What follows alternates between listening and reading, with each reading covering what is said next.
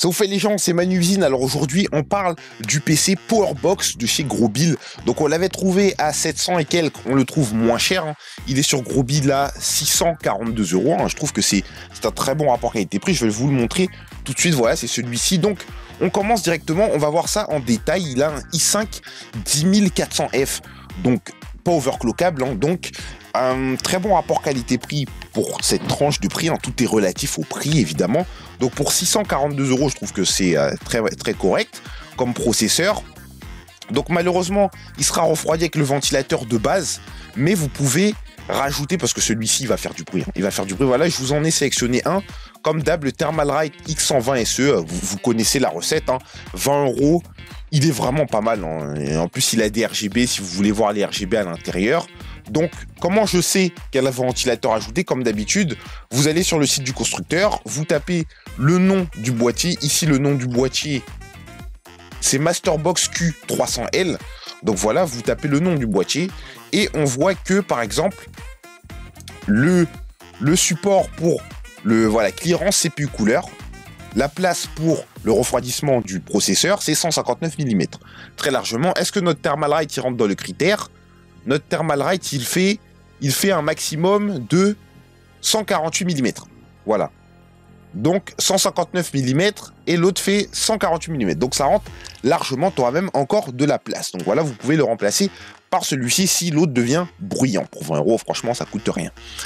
Donc ensuite, on continue. L'esprit de ce PC, il a une carte mère Prime H510MK. Donc est-ce qu'elle est bien? Oui.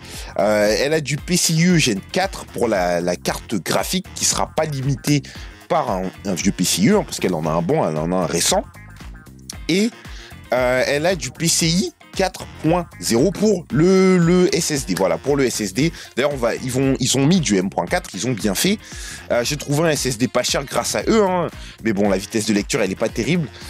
La mémoire, la RAM, c'est des Corsair en 2x8. Voilà, vaut mieux avoir deux barrettes de 8 que 1x16, c'est mieux. 2 de 8, c'est trop fort pour le dual channel, évidemment. Donc c'est tout ce que j'ai à dire un petit peu pour les Corsair, hein. Elles sont à 3200 MHz, c'est très bien. Le SSD, c'est du NVMe N.4 de chez Kingston. Donc on le retrouve à 62 €. Voilà, si vous voulez payer un peu moins cher que le Lexar que j'ai proposé dans la vidéo d'avant. Donc vous avez celui-ci qui va devenir la nouvelle lumière, voilà, on va dire, parce que c'est juste pas mal, hein, 62 €, c'est les prix de Lexar au début, mais bon, comme ils ont augmenté, on peut se jeter sur du Kingston en Gen 4, franchement pas mal. Ensuite, au niveau de la carte graphique, c'est une 4060, une RTX 4060. Elle est pas mal du tout. On verra je vous dirai ça performe combien. Enfin, j'ai déjà dit en fait. C'est une moyenne de 70 FPS sur un jeu comme Horizon Zero Dawn en Ultra 1080p.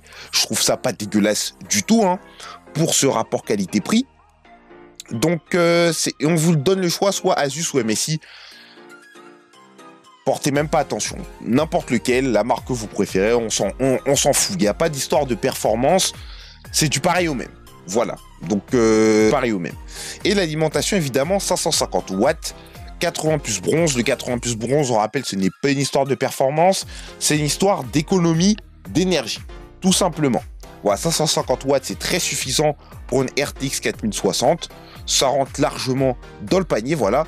Donc c'est un peu tout ce que j'avais à dire pour ce PC, ce banger, même à 642 €. Il est disponible sur Grosbill Pro pour 642 € tout pile. Voilà, et bah, j'espère que vous avez aimé cette vidéo. On se retrouve pour une prochaine vidéo.